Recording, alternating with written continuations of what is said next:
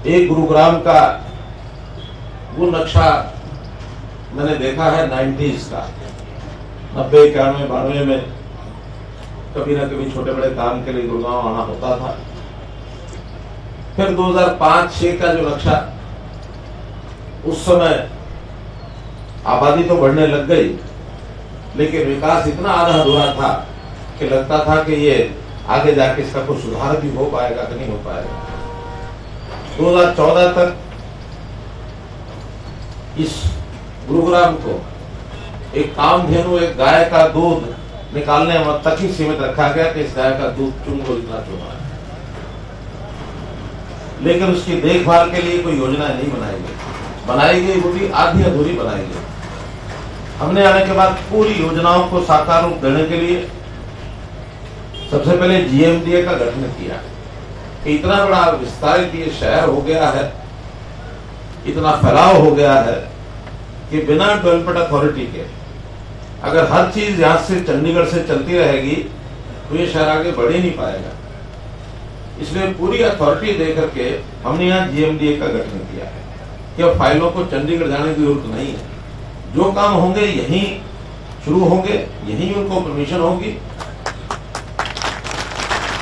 और अधिकारियों को लेकर के जीएमडी की मीटिंग मुझे अगर करनी होगी बीइंग चेयरमैन, तो वो यहीं गुड़गांव में की जाएगी। इसका काम कोई चंडीगढ़ नहीं बैठ के किया जाएगा, जिसके कारण से इस काम में गति आई।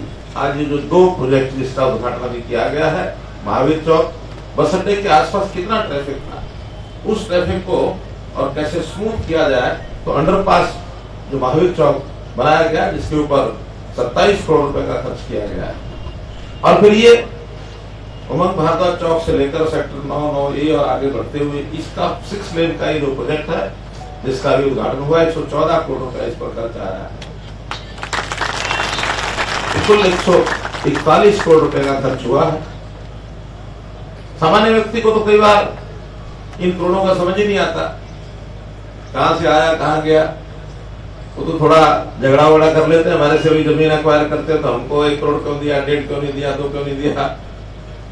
लेकिन ये पता नहीं कि खाली जमीन के अलावा उस पर जो विकास के काम होते हैं, उस पर बहुत बड़ा पैसा लगता है, कई बार तो जमीन से भी ज्यादा लगता है।